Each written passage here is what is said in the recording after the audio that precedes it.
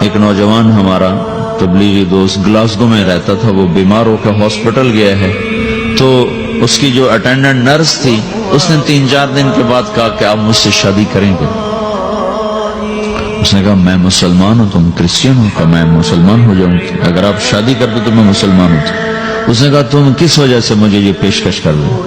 وہ کہنے کہ میں 3 دن سے تمہیں دیکھ رہی ہوں تو کہ تم نے ایک دفعہ بھی نظر اٹھا کے مجھے نہیں دیکھا، میں نرس ہوں، میری زندگی یہاں گزری ہے، میں نے کوئی نوجوان ایسا نہیں دیکھا جو لڑکی کو دیکھ کے نظر جھکا لیتا ہو، میں پہلی دفعہ اپنی زندگی میں کسی کو دیکھ رہی ہوں کہ جب اس کے سامنے میں آتی ہوں تو اس کی نظر جھک جاتی ہے، تو مجھے یقین ہو گیا تیرے اندر سچائی ہے۔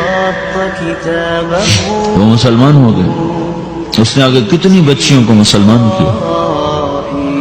پھر اشفاق احمد صاحب مرحوم تھے، یہ ڈرامہ رائٹر، ان سے اچھی سلام دعا تھی میری، تو ایک دن مجھ سے کہنے لگے کہ میں تبلیغ کے کام سے متاثر ہوا ہوں انگلینڈ جا کر، پاکستان میں نہیں انگلینڈ جا کر، تو میں ایڈنبرا میں پارک میں بیٹھا تھا، میری بیوی میرے ساتھ بیٹھی تھی، تو ایک جماعت آئی، انہوں نے آ کر اذان دی مغرب کی اور نماز پڑھی۔ نماز کے بعد 13-14 لڑکیاں بھاگ کے آگے آئیں ان سے بات کرنے کے لیے، تو میں نے بیوی سے کہا آؤ سنو یہ کیا کہنے لگے تھے، تو کہا ہم دونوں بھی پہنچے، تو جس نے جماعت کرائی تھی نا اس کو ایک لڑکی آگے بڑھ کے کہتی آپ کو انگلش آتی؟ کہی آتی ہے۔ کہی آپ نے کیا کیا ہے؟ کہی ہم نے اپنی عبادت کی۔ تو لڑکی کہنے لگی آج تو اتوار نہیں ہے، تو اس نوجوان نے کہا کہ جی ہم دن میں 5 دفعہ کرتے ہیں، صرف اتوار کو نہیں، روزانہ 5 دفعہ۔ وہ لڑکی کہنے لگی یہ تو بہت زیادہ ہے، آپ اس کو کیسے نبھاتے ہیں؟ تو اس نے اس کو جواب دیا، 2-3 سوال اس نے اور کے جواب دیا، تو کہنے لگی اچھا بہت مہربانی، اس نے سے ہاتھ بڑھایا آگے ملانے کے لیے نا، تو وہ نوجوان کہنے لگا میں آپ سے معافی چاہتا ہوں، میں آپ کو ہاتھ نہیں ملا سکتا۔ تو اس لڑکی نے کہا کیوں؟ کہ یہ ہاتھ میری بیوی کی امانت ہے اور کسی کو نہیں لگ سکتا۔ تو لڑکی کھڑی تھی، وہ زمین پہ گر گئی، صرف اس بہت وہ زمین پہ گر گئی، کھڑے کھڑے وہ زمین پہ گر گئی اور وہ بچوں کی طرح رونے لگی پھوٹ پھوٹ کے، اور کہنے لگی وہ لڑکی کتنی خوش قسمت ہے جس کے تم خامد، کاش یورپ کے مرد بھی ایسے ہی ہوتے۔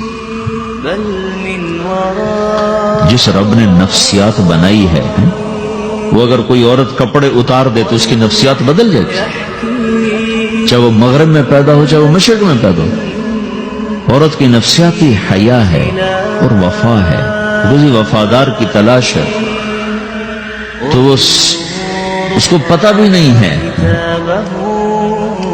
کہ مشرق کا حیا کیا ہے، لیکن وہ اس کو اللہ نے عورت بنایا ہے، اس کے اندر کی وہ نہیں مر سکتی چیز، کاش یورپ کے مرد بھی ایسے ہوتے۔ اور آنسو پوچھتی ہوئی وہاں سے اٹھ کے چل دی۔ تو اشفاق صاحب مرحوم کہنے لگے میں نے اپنی بیوی سے کہا بانو آج وہ تبلیغ ہوئی ہے کہ لاکھوں کتابیں بھی چھپ جاتی، وہ کام نہ ہوتا جو یہ نوجوان اپنے عمل سے کر لیا۔ تو میرے عزیزو کٹی پتنگ نہ بنو، اپنے کٹی پتنگ کی منزل کوئی نہیں رہتی،